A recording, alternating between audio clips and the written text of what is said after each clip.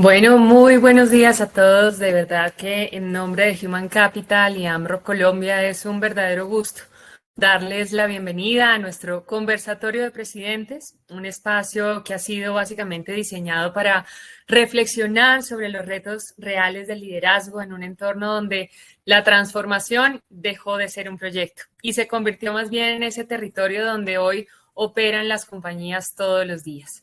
Los estaremos acompañando desde Human y Ambro, Andrés Villa, socio de Human Capital y Ambro Colombia, quien me acompaña como moderador esta mañana. Buenos días, Andrés. Hola, buenos días a todos. Muchas gracias. Un gusto compartir con ustedes este espacio. Bueno, y por supuesto, darle una muy especial bienvenida a nuestro invitado central. Hoy contamos con Gabriel Santos, presidente ejecutivo de Colombia FinTech, una de las voces más relevantes en la conversación sobre innovación financiera, regulación inteligente y transformación del sector en Colombia. Gabriel, de verdad que gracias por acompañarnos esta mañana. Es realmente un honor tenerte aquí. Muy buenos días para ustedes. Muchas gracias a Human AmRo. Gracias por tenernos en cuenta y muy felices de estar acá esta mañana conversando con ustedes. Bueno, pues muchas gracias, Gabriel. Y antes de entrar un poco en materia y abrir la conversación contigo, queremos compartir desde Human Capital y AmRo Colombia una breve visión sobre justamente cómo estamos leyendo hoy el mercado empresarial y laboral y cómo esto definitivamente está redefiniendo el liderazgo. Podríamos decir básicamente que vivimos un momento en el que el cambio dejó de ser un hito, se volvió básicamente un estado permanente. Los ciclos estratégicos se acortaron, las expectativas de los clientes y reguladores se aceleraron y las organizaciones definitivamente se enfrentan a niveles de complejidad que no dan tregua. Durante nuestro acompañamiento, obviamente, en este contexto empresarial, desde nuestra visión, la verdadera capacidad diferenciadora no está en la tecnología, que sin duda habilita, es una herramienta absolutamente poderosa, pero definitivamente el liderazgo que es capaz de anticipar, de conectar, de movilizar y ejecutar en medio de la incertidumbre es lo que va a marcar un nuevo ritmo justamente en todo este contexto. Creemos que las nuevas reglas del trabajo nos muestran que el valor ya no se construye desde la estructura, sino desde la misma capacidad de una organización para adaptarse a todo lo que se viene presentando. Hoy podríamos decir que más que nunca el talento no se queda por obligación, sino por un propósito, por las oportunidades que le puede dar la organización y es ella misma la que debe estar justamente a la altura de estos nuevos retos. Y en este punto, digamos que los líderes que realmente consideramos van a marcar el rumbo deben entender algo esencial, y es que la transformación no ocurre en los sistemas, sino en las personas que los activan, que los desafían y que definitivamente los hacen evolucionar. Esta es un poco la conversación que queremos tener el día de hoy, una conversación básicamente sobre estrategia, sobre velocidad, pero también sobre cultura, talento y dirección, sobre básicamente cómo liderar de verdad en un entorno donde el mercado definitivamente ya no espera. Y para profundizar justamente en esta mirada del liderazgo que exige una lectura completamente distinta del talento, Andrés, te doy la palabra para empezar justamente a conectar este contexto con las dinámicas que hoy están redefiniendo las organizaciones. Muchas gracias, María Paula, Gabriela. A todos un gusto de verdad compartir con ustedes este espacio. Y yo si pudiera ajustarle algo al título de esta conversación de ideas para líderes que marcan el futuro, simplemente le ajustaría una palabra y es ideas para héroes que marcan el futuro. Para nosotros, de verdad, los verdaderos héroes de un país son los líderes de las organizaciones, los que construyen tejidos, los que generan empleo, los que habilitan oportunidades para el desarrollo, para la prosperidad y para el crecimiento. Y si retomamos algunos de los conceptos que mencionaba María Paula, por ejemplo, cuando hablamos de temas como cambio, como ritmo acelerado, cuando nos ubicamos en el rol que tenemos nosotros como presidentes y como líderes de las organizaciones, es inevitable pensar en ese concepto que mencionaba María Paula de las nuevas reglas del trabajo. Y cuando hablamos de las nuevas reglas del trabajo, nos referimos a aquellos desafíos, a aquellas condiciones y aquellos elementos que definirán en gran medida el éxito de lo que hacemos, de nuestros propósitos, de nuestras organizaciones, de nuestra sostenibilidad hacia el futuro como tal. Y esto es un asunto que, por supuesto, podría evaluarse desde diferentes ópticas. Hoy, para efectos de esta conversación que queremos les entregue a ustedes algunas ideas y herramientas para sus organizaciones. Queremos que empecemos a enmarcarlo precisamente de un marco conceptual tal vez un poco académico, pero luego con Gabriel aterrizarlo a la realidad de los negocios y de los diferentes sectores y ver cómo esto impacta en cada una de nuestras organizaciones. Vamos a citar a Gary Bowles. Gary, pues desde Singularity University lleva décadas trabajando y liderando pues investigaciones alrededor del futuro del trabajo, proyectando inclusive escenarios del futuro del trabajo. Tuvimos el privilegio pues de contar con él en el pasado Congreso Internacional de Recursos Humanos de Human Capital, y estuvimos también María Paula y yo con algunas otras personas del equipo en Panamá hace unas semanas con él, y nos llevamos digamos que varios aprendizajes que queremos ponerlos hoy como marco de referencia, pero sobre todo nos queremos concentrar en volverlo muy pragmático, en llevarlo a la realidad de nuestras organizaciones, y para ello vamos a tomar 3 conceptos que habla Gary para empezar a conectar esta conversación, y esos 3 conceptos son los 3 elementos que todo líder, independientemente del sector en el que esté, debe llevar en su maleta para poder emprender el viaje hacia el futuro de su organización con éxito. Y esos conceptos o esos elementos son el mindset, o esa mentalidad de líder que nos va a definir un propósito y va a conectar con el resto del equipo; el skill set, o la maleta donde están las habilidades y las competencias que debemos tener para poder enfrentar el futuro como tal; y el toolset, que es la cajita de herramientas que vamos a necesitar para poder llegar al futuro, donde seguramente la tecnología, en el caso de las fintech, Gabriel lo contará un poco mejor, pues se vuelve ese perfecto complemento para poder escalar y para poder prosperar como sector y como organizaciones. Y para llevar estos conceptos del libro a la realidad, entonces, pues, por supuesto, qué mejor que un líder destacado como Gabriel en un sector que además de alguna manera se ha enfrentado con todas, digamos que le ha tocado bailar en todas las pistas. Es un sector que ha enfrentado los más grandes desafíos, que además los enfrenta de una manera muy rápida, que además es un ejemplo de desarrollo y que además es un ejemplo de resiliencia y de capacidad, pero sobre todo que es un sector que permite proyectar el futuro y que permite canalizar esa energía que impulsa los cambios desde lo humano, pero en alianza, por llamarlo de alguna manera, con la tecnología. El eje central, digamos, de los cambios y del desarrollo y de la transformación sigue estando en lo humano. Y ese entonces es el sector de las fintech, y ese líder es entonces Gabriel. Y para iniciar en la conversación nosotros vamos a resaltar 3 realidades que consideramos, Gabriel, de una manera un poco atrevida, del sector fintech, que identificamos como 3 variables muy importantes para conectar con los presidentes y líderes que hoy nos acompañan. La primera tiene que ver con, si nos lo permiten, con ver al sector fintech como un laboratorio acelerado, vivo, real de la transformación, no solamente del sector, sino del país. Es un sector donde las decisiones se tienen que tomar rápido, donde los datos son clave, pero también la intuición, la experiencia y el componente humano están en el centro de las decisiones, donde hay un propósito claro, y ese propósito hace la diferencia entre poder ir articulados o, como pasa en otros sectores y en otras organizaciones, ir por silos que de pronto van desorientados, cada uno apuntando en diferentes direcciones, donde las formas colaborativas de trabajo se vuelven un elemento indispensable a la hora de definir la ecuación, y donde el talento debe ser flexible, pero también debe estar enfocado en la innovación y en el desarrollo que exige un sector como el de ustedes, que va tan rápido.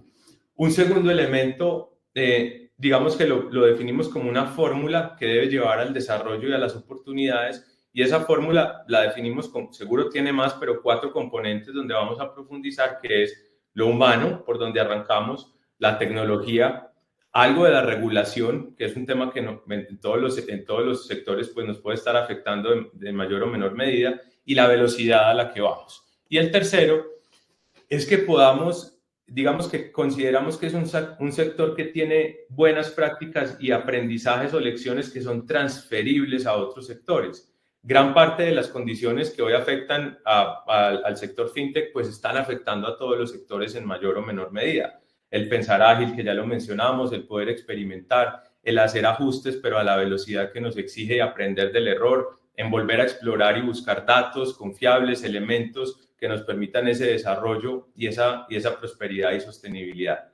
Pero sobre todo, Gabriel, María Paula y a todos, hay una característica que nosotros queremos resaltar para iniciar y que no escapa a ningún sector. Y vamos a volver a tomar un concepto, y es organizaciones que quieren ser escalables, rentables y sostenibles en el tiempo. Deben tener un talento que tenga un componente humano digital. Ya profundizaremos un poco más en eso. Ese talento capaz de entender que la tecnología, el machine learning, la inteligencia artificial, son todos elementos que complementan el rol principal de cualquier organización, pero no solo de cualquier organización, sino de cualquier sociedad, que es lo humano. El humano es el factor diferenciador en las decisiones y en lo que vayamos a hacer en las organizaciones. Para conectar entonces con el tema central de este conversatorio, partimos de que la tecnología habilita, vamos a tener ese supuesto, pero las personas son las que lo hacen posible, y que el liderazgo se convierte entonces en esa interfaz entre lo estratégico, entre la estrategia de la organización, el norte hacia dónde vamos, la cultura y el talento. Entonces, digamos que una pequeña conclusión es, retomando también un concepto de Gary Bowles, que antes que el software viene el humanware, retomar el humano como eje principal, como eje de transformación y como eje que le da visión, propósito a los equipos y conexión con el futuro. Entonces, con esta primera conclusión y sin darle más vueltas, sin más preámbulo, le damos nuevamente una muy especial bienvenida a Gabriel. Seguramente muchos de ustedes ya lo conocían. María Paula también hizo una pequeña introducción. Actualmente Gabriel preside Colombia FinTech, la asociación que agrupa pues todo el ecosistema de FinTech en Colombia. Ha sido además representante de la Cámara por Bogotá y ha sido sobre todo Gabriel un abanderado, un líder, un promotor y un gestor de diferentes iniciativas y proyectos que buscan innovación, sostenibilidad, transformación, no solo para el sector, sino para el país en general, con temas tan importantes hoy como la inclusión financiera, el desarrollo de propuestas que apalanquen el crecimiento, temas que impactan en la prosperidad, en la articulación, inclusive tan importante que hoy tiene algunas fracturas de esa articulación que debe haber entre lo público y lo privado para poder construir como país. Abordaremos entonces con este conversatorio de ideas para los héroes que marcan el rumbo que son ustedes, algunos temas claves, alguna experiencia, visión sobre el talento y especialmente para ese talento directivo, para esos líderes y héroes que le aportan todos los días al desarrollo de este país.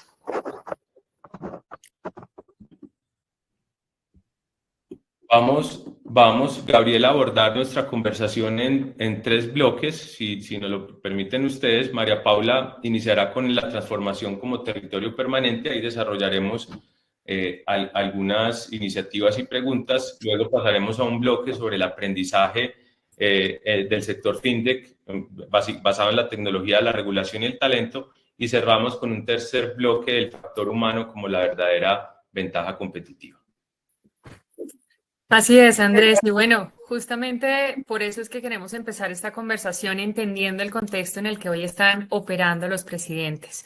Podríamos decir que desde nuestra experiencia acompañando equipos directivos vemos que el mayor cambio es que el liderazgo dejó de gestionarse por proyectos, pasó a gestionarse por realidades realmente en movimiento, y por eso mismo ya no se trata de implementar transformación, sino de dirigir organizaciones en un estado de permanente cambio donde la velocidad es una variable estratégica. Y por eso, Gabriel, quisiéramos desde tu mirada, desde tu visión, ¿qué implica para un líder hoy operar en un entorno donde la transformación, justamente como lo decíamos al comienzo, ya es el territorio natural del negocio? Bueno, pues primero, de nuevo agradecerles muchísimo, Andrés, María Paula, la oportunidad de conversar con ustedes hoy. Yo creo que es un sector muy distinto, es un sector, digamos, en términos de transformación, a nosotros nos ha costado, digamos, como entender y entablar estas conversaciones, porque es precisamente quizás uno de los sectores más modernos que nace transformado, entre comillas, pero con vocación de transformar, digamos, una industria, digamos, muy consolidada, muy compleja, si me lo permiten. Pero es súper interesante, digamos, estas preguntas. Entonces, yo creo que hay que ir un poquito hacia atrás de dónde viene esto para entender, digamos, todo este proceso de transformación que se ha convertido, pues, o ha terminado por ser profundamente relevante para nuestros países. Y el ecosistema fintech, ¿cómo lo conocemos hoy en día? Porque, digamos, podríamos hacer una arqueología de dónde viene de Western Union en los mediados del siglo XVIII, en la creación de los cajeros, tarjetas de crédito, etcétera. Pero como lo conocemos hoy en día, surge un rompimiento de confianza en el 2008. ¿Sí? 2008, gran crisis financiera global, entidades financieras más grandes del mundo se quiebran. Y hay, digamos, un cisma con el consumidor desde el punto de vista de confianza, pero a la misma vez venía en Estados Unidos una ola pues muy importante de emprendedores tech que habían logrado una disrupción medianamente, digamos, competitiva, a pesar de que fue muy grande, pero pues en el sector financiero a través del sistema de pagos, PayPal más que nada, y empiezan a surgir estos grandes emprendedores del mundo financiero que dicen vamos a competir, vamos a recobrar la confianza y vamos a transformar la industria. Entonces, año 2008 empieza, digamos, esta noción de vamos a transformar la forma en la que las personas se relacionan con sus finanzas y vamos a meterle a esto competencia, le vamos a meter mucho tech y le vamos a transmitir al consumidor final los beneficios, digamos, de tener un ecosistema financiero muy tecnológico. Y ahí llegamos como al final de la pandemia, digamos, en Estados Unidos, año 2021, donde esto coge un revuelo interesantísimo y hay, para ponerlo en términos limpios, plata. Hay un exceso de liquidez en el mercado y empieza a haber una inyección de recursos inmensa al ecosistema fintech para transformar. Se empiezan a financiar una cantidad, digamos, de tesis, de ideas que no necesariamente son rentables, muchas de las cuales incluso ya no existen hoy, pero básicamente el ecosistema inversionista a nivel global dice, vamos a jugárnosla invirtamos para transformar. Y hay decenas o centenas de billones de dólares invertidos en el último Q del año 2021, precisamente enfocados en transformar, ¿sí? Invertir para transformar. Y eso surge y creo que acá uno puede empezar a ver cómo esa lógica ha ido cambiando y donde uno puede aprender. Y eso surge, digamos, sufre una transformación brutal. Desde el año 2021 hasta el año 2024, los fondos de inversión de capital dedicados exclusivamente a la inversión en fintech se redujeron casi en un 60%. Y el dinero disponible para invertir en fintech, en términos blancos, también se secó. Pero ¿qué pasó? La rentabilidad y la utilidad de las compañías fintech creció. Entonces, en la medida que hubo menos plata, creció. Y yo creo que esa puede ser una primera lección porque unas consultoras muy importantes a nivel global, viendo ese trend, empezaron a decir, oiga, ¿qué está pasando? ¿Y por qué está pasando? ¿Y hacia dónde vamos? Y esa transformación de pasar a un ecosistema nacido para transformar profundamente líquido con capital para básicamente quemar lo que en el ecosistema startup se llama el blitzscaling, crecer con plata y simplemente crecer a cualquier costo, a pasar a tener lo que se llama el road to profitability, el camino hacia la rentabilidad. Le preguntaron a miles de compañías fintech, no a nivel solo colombiano ni latinoamericano, sino a nivel global, ¿qué pasó? ¿Cómo lograron ellos transformar esa identidad de crecer con dinero a cambiar, digamos, esas operaciones y ser incluso más rentables de lo que eran antes? Entonces, acá hay yo creo que 3 lecciones muy importantes porque eran las 3 respuestas más comunes. La primera, se volvieron muy eficientes en la forma en la que el costo de adquisición del cliente, el CAC. Antes, evidentemente, eran procesos muy orientados por unos gastos inmensos de marketing y eso se redujo y con estrategias mucho más inteligentes, entre otras por el uso de la inteligencia artificial, lograron reducir mucho los costos y volver mucho más eficiente, digamos, esa adquisición del cliente. 2, y esto me sorprendió mucho, inversión en innovación y desarrollo. El exceso de liquidez había reducido la forma en la que estas compañías invertían en R&D y volver a hacer una inversión que antes estaba en crecer en marketing, pasarla a innovación y desarrollo, hizo que crecieran, que se desarrollaran productos teniendo en cuenta al cliente para mantenerlo y que fuera mucho más eficiente, mucho más inteligente y mucho más sostenible. Y la tercera es ser muy inteligentes a la hora de adquirir talento. Si ustedes ven año 2021, empresas tech creciendo, año 2024, 2023, layoffs grandísimos, despidos masivos y es, digamos, tener operaciones mucho más sensibles, mucho más eficientes, con talento mucho más dirigido y mucho más efectivo, digamos. Y yo creo que esos 3 cambios pues hablan de cómo se ha venido transformando esto. Por supuesto que ha habido transformaciones regulatorias, ha habido transformaciones también de consolidación, competencia con los incumbentes y una larga lista, etcétera, pero yo creo que con eso podemos empezar esta conversación. Gabriel, sin duda tú enmarcas algo que define a este sector y que de alguna manera define el contexto empresarial en el que estamos viviendo y es la velocidad. En sectores que se reconfiguran tan rápido, el reto no solo a veces es leer esas tendencias, sino interpretarlas antes de que se vuelvan tan obvias. Lo que vemos es que las organizaciones que logran justamente anticiparse son aquellas que conectan esos tres elementos: datos, criterio y el talento capaz de cuestionar un poco ese statu quo. Desde tu experiencia en tu sector que es tan dinámico, ¿cuál podría ser el mayor cambio en la forma en que las organizaciones deben leer esas tendencias y anticipar esas disrupciones para que de alguna manera puedan estar listas? Voy a ser un poquito polémico en esta respuesta. Me voy a dar el lujo solo haberme tomado el primer café y ser un poquito polémico. Yo tengo, digamos, un privilegio inmenso, y es quizás por lo que más amo mi trabajo, es porque estoy en contacto constante con los fundadores de las compañías fintech más grandes del mundo y de manera recurrente. Hace mucho tiempo una conversación, hace mucho tiempo, no hace un año, justo en esta época, hace un año, estaba conversando, digamos, con David Vélez, un poco sobre esculcándole el cerebro. O sea, él me dijo, ¿qué necesita de Nu? Y yo le dije, yo necesito esculcarle el cerebro a usted de vez en cuando, punto. Eso es lo que yo necesito. Y he aprendido un poquito cómo esta gente, de verdad, estos genios que están transformando el mundo, piensan versus las tendencias. Y en Colombia FinTech nosotros tenemos 390 afiliados y tenemos desde los bancos más grandes del país y del mundo, las compañías FinTech, hasta los emprendedores que tienen 3 empleados, están tratando de probar en tiempo real una propuesta loquísima, hasta firmas de abogados. Tenemos una mezcla muy chévere y sentarse con todo el mundo uno empieza a entender por qué algunos son muy exitosos o por qué lo van a hacer en el mediano plazo y por qué otros que son exitosos yo creo que van a enfrentar un reto inmenso en el mediano plazo, y es precisamente por esa incapacidad de leer las tendencias.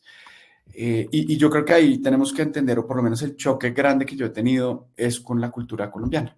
Nosotros en la cultura colombiana, acá por supuesto va a ser una generalización que puede ser un poquito antipática, pero me parece que lo más importante es sabernos ver al ombligo, y los colombianos no necesariamente somos muy buenos ver al ombligo. Los colombianos a veces nos cuesta vernos y saber que una empresa que fundamos con las uñas pues puede enfrentar retos o puede salir de operaciones, o una empresa para la cual trabajamos no está tomando las decisiones agresivas que debe tomar. Y los colombianos somos muy cómodos a veces con ese statu quo, porque en verdad Colombia es un país que le ha costado mucho abrirse al mundo, le ha costado mucho abrirse a la competencia, y sobre todo el sector financiero ha sido muy cómodo no tener que competir. Eso se ve, digamos, no es objeto de esta conversación, pero se ve, digamos, en tener a veces productos y servicios subóptimos, en tener mercados que no son tan competidos, etcétera. Pero el llamado a la tecnología a hacerlo, a generar, es competencia. Es que la competencia se vuelve más fácil, se vuelve más rápida, se vuelve más eficiente. Y yo siento que hay muchas compañías en Colombia que no están listas para sufrir esa disrupción. Por ese, digamos, ese trait siquiera cultural, donde a veces nos cuesta mucho mirarnos al ombligo y decir, venga, ¿qué pasa si tenemos un gobierno mucho más abierto y flexibiliza las reglas para entrar a la competencia, ¿no? Entonces, si uno lo ve en algunos sectores industriales, la respuesta a esto son los aranceles.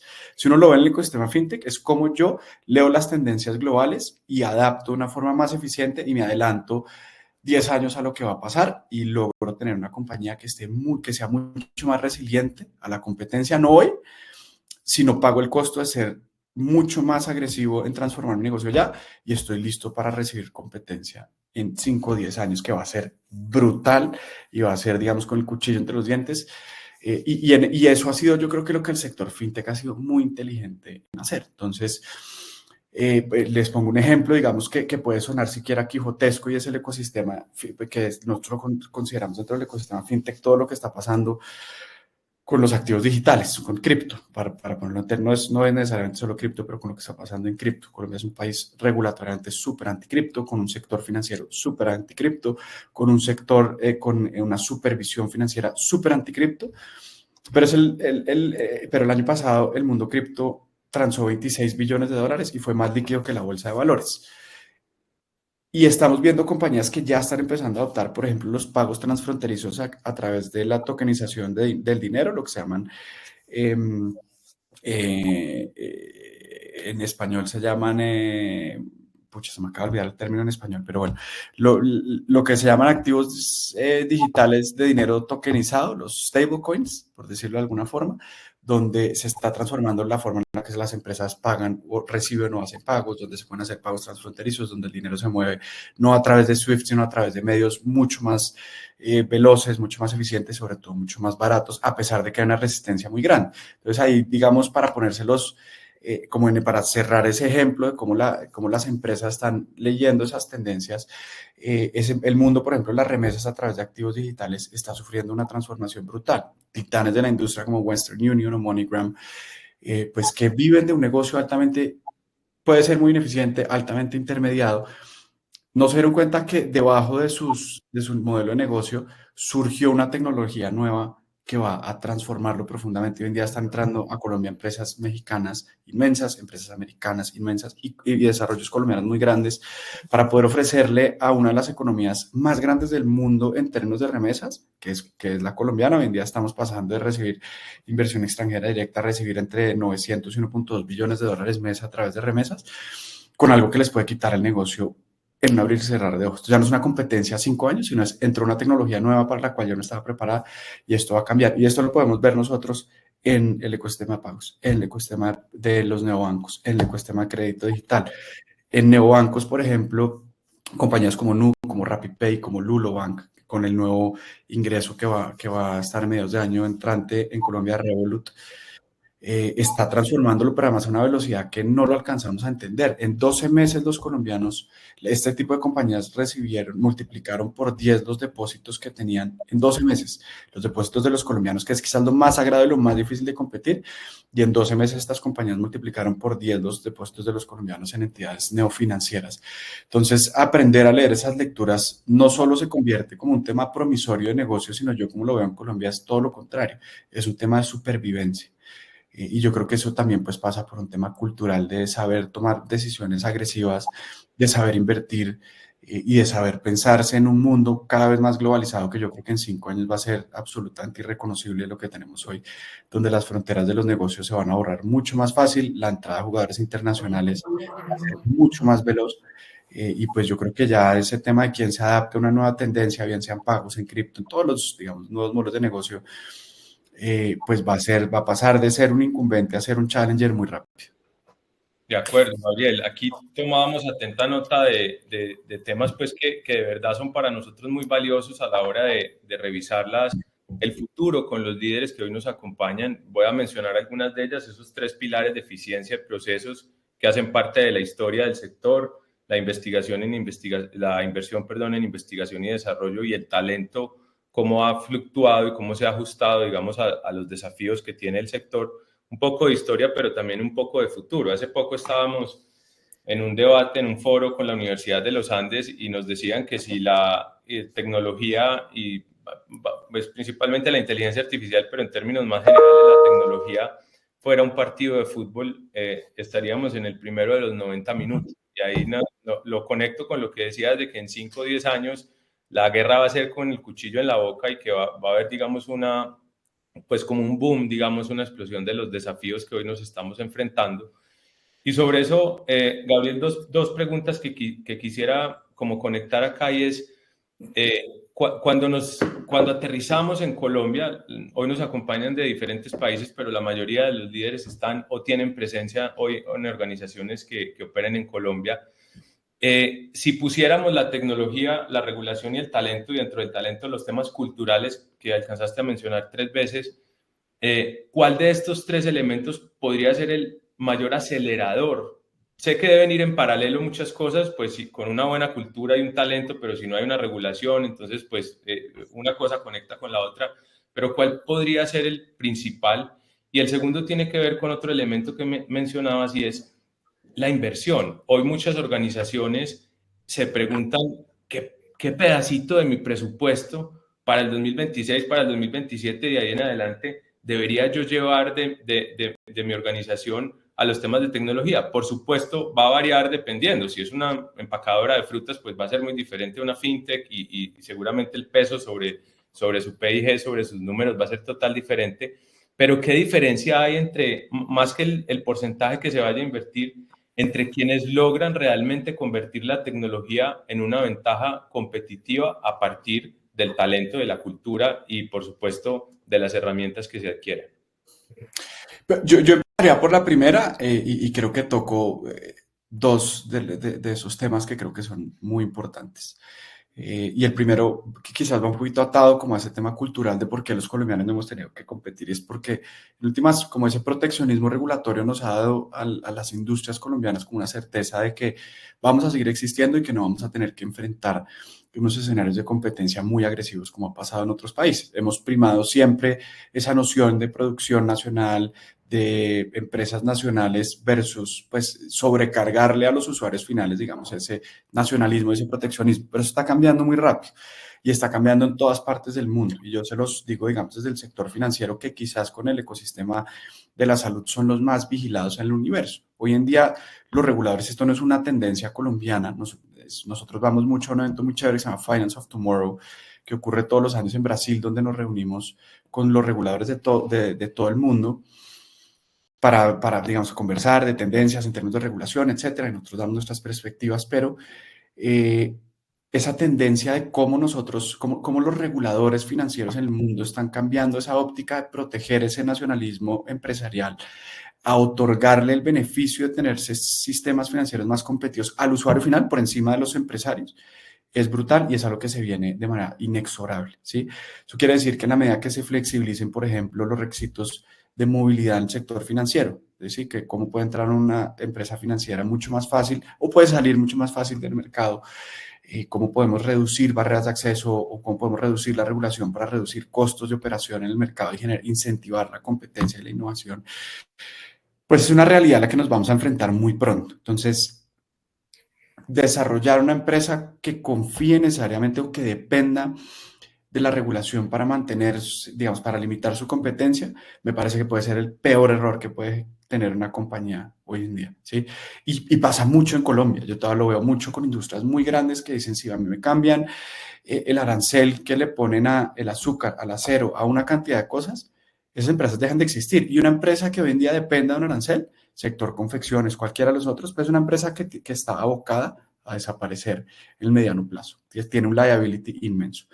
Pero creo que una cosa que es muy importante y me parece muy, muy, muy importante tocar la casa, el tema cultural y de talento. Desde Colombia FinTech nosotros tenemos hacemos unas actividades muy chéveres y es que vamos a darles conversaciones a los consejos directivos de empresas del sector financiero y les contamos qué está pasando o qué se viene en pagos, en open banking, qué está pasando con Breve, hacia dónde esperamos que vaya, cripto, todas las verticales, digamos, de FinTech. Y uno ahí ve muy fácil como esos retos culturales, ¿sí? Uno puede ir a un banco a sentarse con todos los consejos directivos donde son preguntas un poco más molestas, no, pero ¿por qué van a hacer esto? Esto no va a funcionar, etcétera.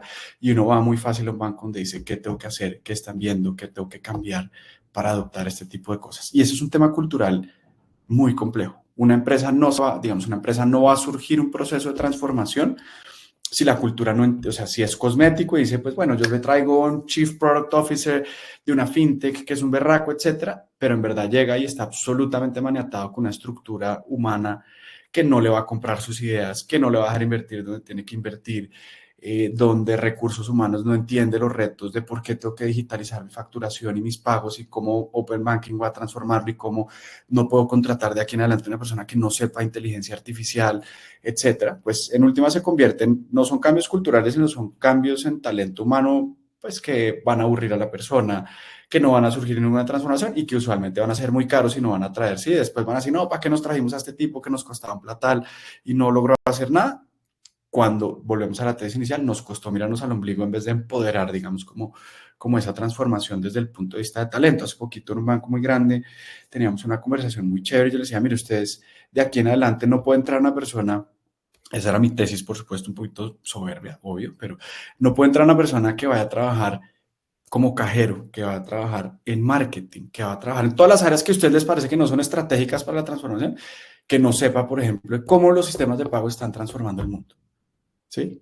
¿Cómo Pix logró en Brasil incluir 70 millones de brasileños al sector financiero? Y uno dice, ¿pero qué importa si un cajero, si la persona de redes sociales sabe esto? Y la verdad es que es un cambio cultural donde tiene que haber, digamos, una transformación muy chévere, o como yo, pues, por supuesto, educo a esas personas, digamos, en un mundo muy distinto para el cual no necesariamente todos estamos preparados. Entonces, esas transformaciones desde el punto de talento no pueden ser cosméticas, Y nosotros vemos mucho esas transformaciones cosméticas, ¿sí? De traer al caro berraco sin empoderarlo y sin generar un cambio cultural. Y el cambio también, en Colombia todavía tenemos una generación de empresarios muy chévere, pues que está dominada por familias que construyeron esas empresas. Y esos cambios son incluso aún más difíciles en esas empresas de donde, pucha, yo de pronto no sé de lo que se está hablando, etcétera, y me da pena quedar como el que no sé, entonces pues mantengo, digamos, un C-level pues que sea más obediente de lo que sea propositivo. Eso es también la muerte. Entonces creo que si nosotros logramos no depender de esa incumbencia regulatoria, pero a la misma vez empoderar esas transformaciones que sean reales, no cosméticas,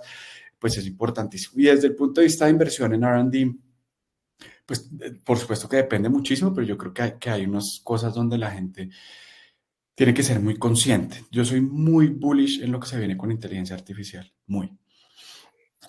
Ahorita estamos, incluso nosotros como gremio, que no diría, ¿para qué me sirve la inteligencia artificial como gremio? Si yo lo que tengo que decir y convencer gente, etcétera, o levantar plata o generar relacionamiento de alto valor, lo que sea. ¿Cómo eso me transforma? Pero es una obsesión en la que la productividad va a ser lo más importante de esta generación. La gente tiene miedo de si la inteligencia artificial va a acabar millones de trabajos, etcétera. Tenemos las visiones más apocalípticas que me recuerda a mí como esas visiones de los 40, donde el mundo se iba a acabar por una sobrepoblación, no sé qué cosa que no pasó. Estamos ante una transformación en términos de productividad que no hemos visto, donde una persona con un conocimiento muy ligero en inteligencia artificial va a poder ser mucho más productiva que un CFO con 25 años de experiencia en el mercado. Y yo creo que tenemos que estar listos y tenemos que empoderar mucho a que las personas se capaciten en esas cosas. Hoy en día hay mucho talento disponible en cómo podemos hacer ese reskilling de gente que hoy en día no tiene ni idea de inteligencia artificial, que incluso puede, o sea, solo desarrollar un chatbot o solo desarrollar un agente para que me organice el correo.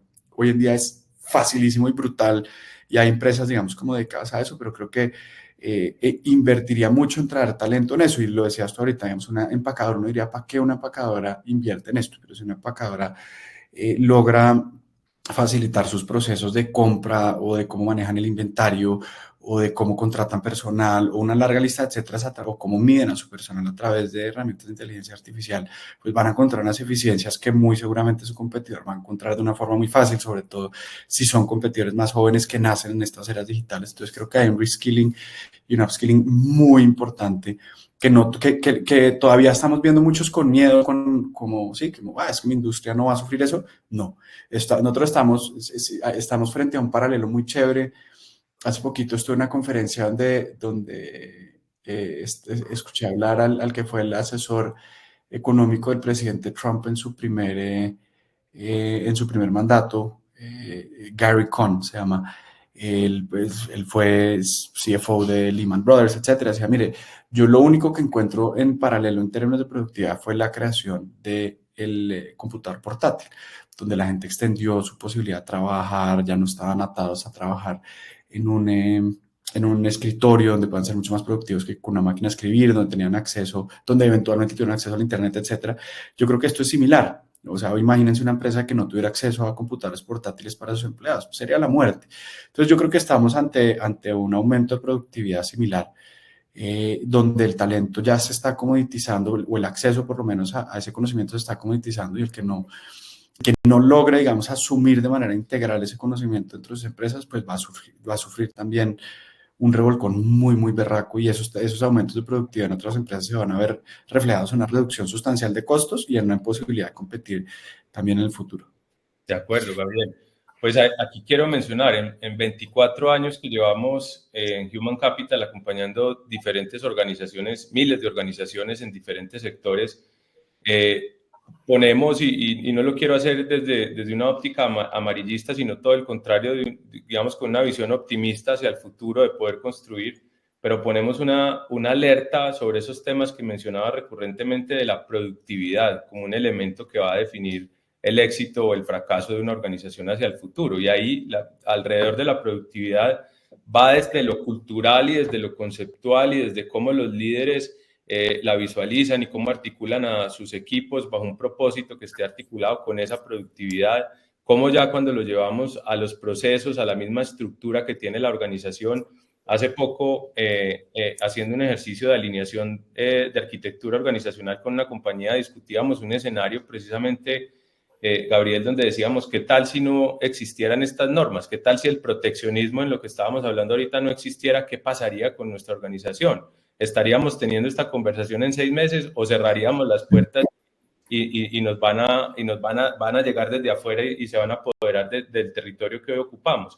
Y eso, y digamos que esos son debates muy profundos que se tienen que dar desde las juntas directivas, desde el nivel de presidentes de las compañías, para luego articularlo con todas esas prácticas y herramientas.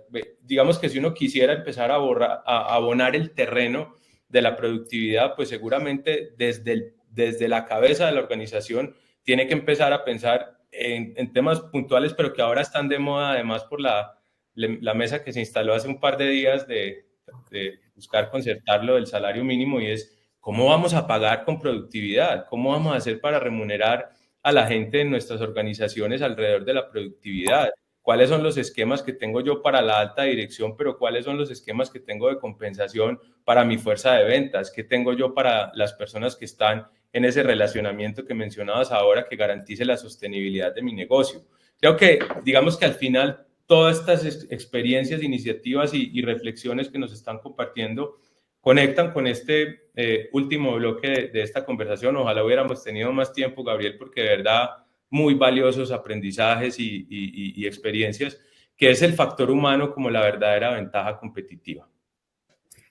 Así es, Gabriel. Y yo quisiera retomar, de hecho, lo que venías comentando en esa última pregunta, y es, hablamos de limitaciones en términos de acceder al talento que probablemente requiere hoy el sector. Nosotros, de hecho, desde Human Capital y Ambro Colombia, en esta exploración permanente, acompañando a las organizaciones para identificar a esos líderes clave para las compañías, pues vemos que esa escasez de talento es real hoy en el país, es real hoy a nivel global, y probablemente es una de las mayores limitaciones para responder a estos procesos tan exigentes de transformación. Entonces, quisiéramos entender desde tu perspectiva, desde esa misma presión que desde el sector fintech han vivido ustedes, ¿dónde estaría la clave para poder romper esa barrera y avanzar y entender que no solo esa trayectoria técnica, en donde Colombia sin duda ha marcado un diferencial a nivel regional, tenemos perfiles absolutamente competitivos en ese sentido, pero donde probablemente esas competencias, esas habilidades de apropiar, de flexibilizar, de estar listos para tomar decisiones en un marco de tanta incertidumbre, son las que probablemente nos faltan? ¿Cómo han asumido ese reto y cómo lograr transferir esa experiencia a estos otros sectores que hoy nos acompañan? Yo empiezo con una historia personal, porque yo creo que uno en estas discusiones tiene que ser muy, muy transparente y empiezo, digamos, pues mucha gente puede que no me conozca acá. Yo fui congresista hasta el año 2022. En el año 2022 me quemé en el Congreso, pero fue un año muy particular para mí porque quemándome en el Congreso me gané todos los premios habidos por haber. El personaje del año, el espectador, uno de los 10 colombianos más berracos por debajo de 40 años de RCN Televisión, o sea, el panel de cifras y conceptos, los 5 mejores congresistas del país, todo. O sea, yo estaba como Ícaro, volando muy cerca al sol. Y a Ícaro se le derritieron las alas, a mí también. Me quemé, pero yo salí y dije, pucha, se van a rapar, pues soy una persona muy bien conectada, soy muy bueno en mi trabajo, etcétera, se van a rapar mi perfil. Y no. Y eso no pasó. Yo creo que esto es, digamos, como esas crisis que sufrimos en el mundo profesional. Entonces yo, bueno, me puse, digamos, a buscar trabajo, etcétera, y me buscaron de un par de gremios. Entonces, acá, perdón, con headhunters, tal, etcétera. Y estaba en un proceso en un gremio internacional grande, etcétera. Me dijeron, listo, usted es la persona. Y yo soy dropout de la universidad, yo no terminé mi universidad. Y me llamaron al día siguiente y me dijeron, oiga, no, nosotros no lo podemos recomendar porque usted no tiene título universitario. Yo le dije, oiga, pero le aseguro que no va a conseguir una persona que haga esto mejor que yo, etcétera.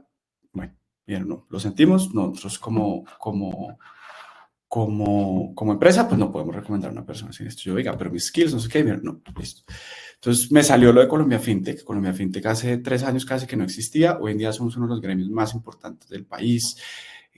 Ha sido una locura lo que hemos hecho y ese mismo gremio sacó a la persona que contrataron, por la que no me contrataron a mí, me llamaron a los 18 meses, casi a los 20 meses, las empresas ya sin headhunter me dijeron, por favor, véngase, ¿qué cuánto le tenemos que pagar para que se venga? Yo no, muchas gracias, pero pues acá estoy feliz, esto no es una cosa de plata y voy es hacia, son mucho más importantes los skills hoy en día que los títulos en la pared. Y sigo con las reflexiones personales. La head de regulación de Colombia FinTech no es una abogada, es una politóloga que muele a cualquier abogado que ya haya conocido en términos de regulación financiera. Se ganó un proceso brutal, se la han tratado de rapar las 3 empresas más grandes de América Latina. Gracias a Dios todavía se ha quedado trabajando conmigo, pero es una persona que si la hubieran mirado de forma objetiva con títulos, no hubiera llegado nunca a un proceso de selección donde está. Y yo les aseguro que esa vieja pues, muele a los abogados de las mejores firmas en regulación financiera. Y así across the board. Y he visto, digamos, cómo las empresas fintech son muy inteligentes en entender mejor lo que necesitan, en saber que una persona es bastante más de lo que dice ser. Por eso la contratación de personas con cursos se vuelve más importante que con títulos, con experiencia mucho más importante que con maestrías. Y ustedes lo ven en gente increíblemente capaz, mucho más eficiente de lo que dicen ser sus títulos. Entonces, y eso lo aprendí yo muy rápido. Yo hoy en día cada vez que busco una persona o que recomiendo a una persona, la hoja de vida se vuelve secundaria, más allá de pedir referencias y saber que son buenos en lo que dicen ser buenos, genuinamente, que tengan un récord probado en donde dicen ser buenos y lo más importante, que tengan un fit cultural, que no se vayan a empresas donde no van a tener porque hay gente muy buena que no necesariamente tiene un fit cultural importante. Acá hay un ejemplo muy bonito, muy bonito y muy complejo en el mundo de las fintech. Hay una empresa inglesa que es quizás una de las fintechs más grandes del mundo que se llama Revolut. Revolut es una empresa culturalmente muy específica y ellos resultaron por nunca poder trabajar con headhunters porque tienen una cultura demasiado específica y casi que todas las contrataciones de una empresa que tiene operaciones en 42 países pasan por el dueño de la empresa, por Nick Storonsky. O sea, tampoco esto es positivo o sea, esto es por eso es muy complejo desde muchos puntos de vista, pero de ahí nosotros aprendimos que lo más importante era el fit cultural y en eso yo creo que es muy importante que las personas busquen gente buena, más allá de sus títulos, que tenga récord probado y que sea culturalmente apta, digamos, para absorber culturas altamente innovadoras, altamente competitivas o lo contrario, o si quieren pues es de pronto alguien que haga más caso, pues tiene que dar un fit cultural y no traerse el rising star que les va, pues con el que van a terminar reventándose en todas las reuniones de estrategia. Entonces, yo creo que eso es increíblemente importante desde el punto de vista de talento. El mundo está cambiando muy rápido. Entonces, por ejemplo, hace poquito tenía una conversación con un pelado que era historiador, pero es un genio en inteligencia artificial. Pero, o sea, y se obsesionó con la inteligencia artificial en la pandemia, o sea, antes de que esto fuera un hype muy grande, y se volvió un berraco en inteligencia artificial, y hoy en día se lo rapan, pero de nuevo, volvemos, si alguien no se toma, o sea, si uno le llega una hoja de vida y dice, este tipo es un historiador de los Andes porque quiere entrar a trabajar en transformación digital, pues mucha gente ni siquiera lo llamaría. Y hablando con el tipo es de las personas en los últimos 3 años que yo he hablado, que más sabe de inteligencia artificial y que más ha logrado transformar procesos en empresas muy grandes.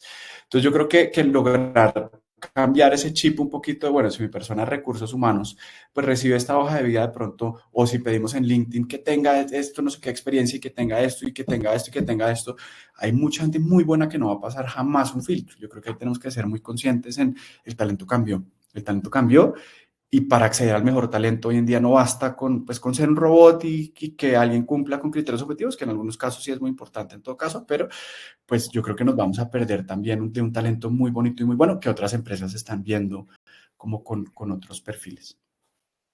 Yo creo, Gabriel, que tú tocas un punto supremamente importante en este contexto del talento y es cómo volver a base cero a la hora de seleccionar a quienes realmente necesitas para afrontar los desafíos como organización. Ahí tú mencionabas el headhunting, pero más allá del servicio como tal es entender que definitivamente hay que transformar la identificación de talento en el mercado y eso es algo que desde Human Capital y AmRock hemos venido redefiniendo en la historia de el acompañamiento que hemos hecho a las organizaciones porque coincidimos al 100% contigo en que es la época de oro para esas habilidades que es efectivamente eso lo que va a marcar la diferencia en una gestión al interior y en lo que significa desarrollo finalmente del talento. Y aquí quisiera también empezar a diferenciar esos dos momentos justamente frente a lo que significa tener a los mejores. Tú lo mencionabas en términos de la atracción y selección, o sea, cómo voy al mercado y más allá de una hoja de vida, más allá de una trayectoria, entiendo cómo se conecta desde el punto de vista cultural, cómo se conecta desde esas habilidades y desde lo que requiero para tener esa suficiente flexibilidad, velocidad, adaptabilidad, etcétera, etcétera. Entonces, podríamos decir que las decisiones estructurales son importantes, pero las decisiones humanas son las que definitivamente definen la curva de transformación. A quién empodero, a quién escucho, qué talento pongo en la mesa, qué conversaciones permito y a veces incluso cuáles evito. Ese es el punto donde definitivamente la estrategia se convierte en una realidad o en una barrera. Entonces, ya cuando tienes el talento al interior de tu organización, cuando te has apartado de esos criterios tradicionales, desde tu perspectiva, ¿qué decisiones humanas son las que van a realmente marcar el rumbo de una transformación exitosa? Ya cuando tienes a tu equipo al interior, ¿cómo guiarlo para obtener esos resultados? Yo creo que en Colombia somos un poquito, yo creo que hemos malinterpretado el talento en Colombia, en muchos escenarios, ya teniéndolo adentro. Y uno lo ve en muchas conversaciones en redes sociales, otro como que darle un empleo a alguien es un privilegio, ¿sí? Como esta persona debería dar las gracias a Dios que tiene trabajo. Y la realidad es que eso está cambiando mucho. Y hoy en día las organizaciones más eficientes son las que tienen no solo el mejor talento, sino el talento más feliz adentro. Y esto puede sonar sacado de un libro de Paulo Coelho o lo que sea, pero es muy real. Es muy real y hoy el talento se mueve, porque hoy en día el talento se mueve mucho más eficientemente. Antes teníamos una movilidad laboral mucho más compleja, ¿sí? Y en un mundo muy distinto, pero hoy, sobre todo el mundo tech, una persona hoy está con uno y mañana le van a ofrecer el 75% más del salario o le van a ofrecer unas prestaciones, unos beneficios extrasalariales brutales y la gente hoy en día quiere estar más feliz y entender eso, o sea, en vez de criticar la generación de cristal, que ya no quieren dar la milla extra, lo que sea, bla, bla, bla, yo creo que hay que entenderlos.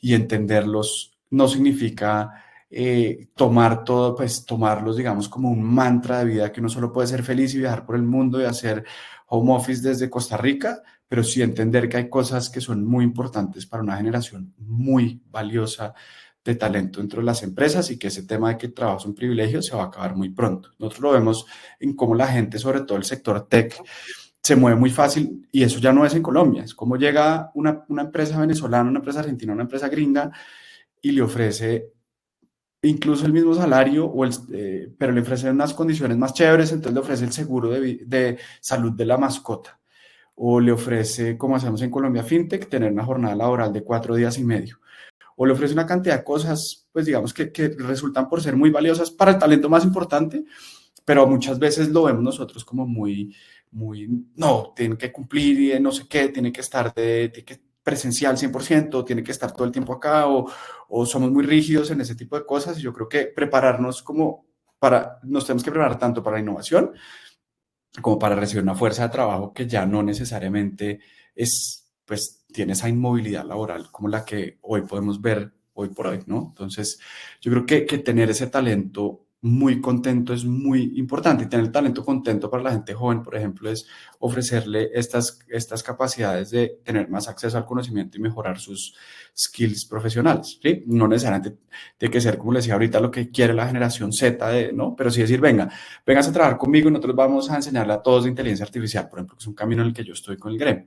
Estamos haciendo unos cursos de capacitación muy, muy, muy chéveres, etcétera. O véngase para acá que va a tener algunos beneficios, o vengas para acá que no tiene que estar todo el día en la oficina, etcétera. No sé qué. Hay una cantidad de cosas que resultan por tener un talento motivado mucho más allá, digamos, de ofrecer un simple salario, que eso, pues por supuesto que se va a acabar muy rápido. Yo creo que hay otro tema también, es identificar el buen talento dentro de las empresas, ya cuando están. Y en eso yo creo que las fintechs son muy, muy, muy eficientes, y acá yo veo una competencia durísima entre el sector innovador y el sector incumbente. El sector incumbente contrata al crack y le paga un dineral al crack. El sector innovador contrata al rising star, al que va a ser un crack. y lo aprovecha y le saca jugo y después pues lo capitaliza. Pero esa diferencia conceptual en como, pucha, yo tengo un tipo que es un berraco, una vieja que no son los berracos, les hace falta un par de cositas o tienen solo 4 años salidos de la universidad, etcétera. Pero yo sé que en 10 años va a ser el más berraco. Identificar ese talento intraempresa es uno de los aciertos más grandes que yo he visto dentro de este sector versus los grandes que contratan al que ya la logró, etcétera, no sé qué. Y esa alineación de incentivos es muy compleja porque para el que ya la logró, el incentivo casi siempre es monetario. Para el que es un Rising Star, el incentivo es crecer, ser mejor, moverse y eventualmente ganar más. Entonces yo creo que identificar como ese talento en esa curva de crecimiento, el Future Rising Star, es mucho más valioso y empoderarlo, por supuesto, y darle skills y darle equipo y darle confianza, etcétera. Pero identificar ese talento para mí es mucho más importante pues que el talento consolidado. Y creo que en un mundo donde nacimos para competir ha sido, digamos, un diferenciador muy importante versus los incumbentes. Gabriel, y ya para cerrar nuestro conversatorio y considerando que obviamente estos espacios lo que buscan es entregar herramientas en ese nivel organizacional que por supuesto lleva las riendas, una pregunta y aprovechando también que solo hemos tomado el primer café de la mañana, algo polémica sobre todo para el sector. Considerando que siempre decimos que para tomar decisiones tenemos que contar con el panorama completo, con la información, con datos reales, pero la realidad a veces es otra y en nuestras conversaciones con C-Suite vemos que hay un patrón clarísimo, decidir ya no es elegir con certeza, sino elegir con criterio, priorizando la velocidad, la coherencia y la capacidad de corrección rápida. Entonces, ahí quisiera... Ay, creo que se fue María Paula, me quedé solo. Ya, aquí volví, aquí volví. Te decía entonces, frente a una realidad en donde no tenemos las certezas, donde no siempre, aunque quisiéramos, está toda la información, ¿cómo tomar decisiones cuando ese panorama no está completo? Pucha, eso es muy complejo porque yo la gente que he visto que es muy exitosa en eso tiene un nivel de intuición muy berraco. Y es gente, yo acá le recomiendo un libro que me ayudó a entender mucho cómo funciona la intuición humana, que se llama Blink, de Malcolm Gladwell. Este tipo es un salvaje, escribe además delicioso, se lo lee uno en 3 días, pero él tiene un libro literalmente de cómo funciona la intuición humana. Y yo creo que porque la intuición no ocurre de la nada, no me les adelanto al libro, pero pues o sea, eso hay un proceso detrás, digamos, muy rápido. Yo creo que confiar en la intuición es muy importante, pero también tomar decisiones en momentos inciertos, reducir la falta de certeza es ver el futuro, básicamente. Si uno puede prever, por lo menos entender hacia dónde van ciertos temas, pues uno puede reducir ese nivel de certeza cuando no todo está cierto. Y la verdad es que para bien o para mal, Colombia es un país que va un pasito más atrás que el resto del mundo. Por diseño somos así, yo creo que es lo que hay que saber. Entonces, si uno quiere saber hacia dónde va el futuro financiero, no necesariamente se fija en Colombia, pero puede tener por lo menos la promisoria visión de lo que está pasando en Brasil y entender con similitudes benchmark internacional hacia dónde puede ir eso. ¿Sí? No nos vamos a Suiza o a Estados Unidos, pero a Brasil. Y lo que yo he visto en el ecosistema fintech es ese tipo de experiencias son muy valiosas. La gente que tiene ese contexto global puede mitigar los riesgos en el país de una forma mucho más eficiente y en esos momentos de incertidumbre, pues ya muy seguramente alguien que ha vivido algo similar, muy seguramente en una industria que ha sufrido algo similar, muy seguramente en un país que ya recorrió este camino. Entonces, poder tener, digamos, como acceso por lo menos a esa experiencia global, yo creo que por lo menos aquí en Caliente lo que puede ser mucho más eficiente, yo creo que podría ser eso y confiar en la intuición. Siempre es muy valioso. Pues bueno, Gabriel, nuevamente no nos resta más que agradecerte. Si algo nos deja este espacio es que la transformación definitivamente no es un destino, sino definitivamente una disciplina de liderazgo. Y nos llevamos varias ideas muy contundentes. Yo creo que primero la velocidad del mercado exige líderes capaces de leer el entorno, de decidir con claridad, aún con información incompleta.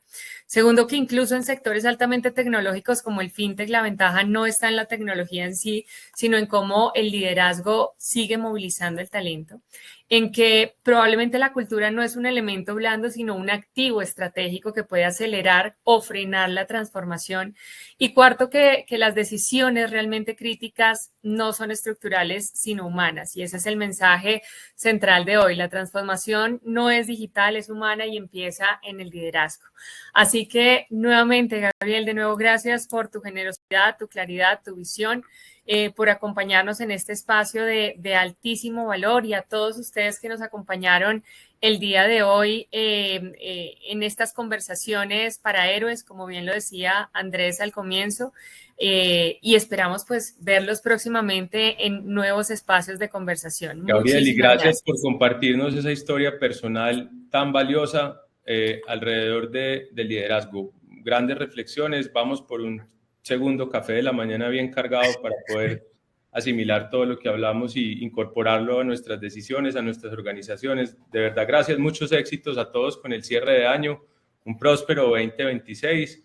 Que a los que les está yendo muy bien les siga yendo muy bien. A quienes no, pues que cambie un poco esa tendencia, y a partir del talento y del liderazgo saldremos adelante como organizaciones y como país. Muchas gracias a todos. Chao, feliz día. Gracias. Gracias. Gracias.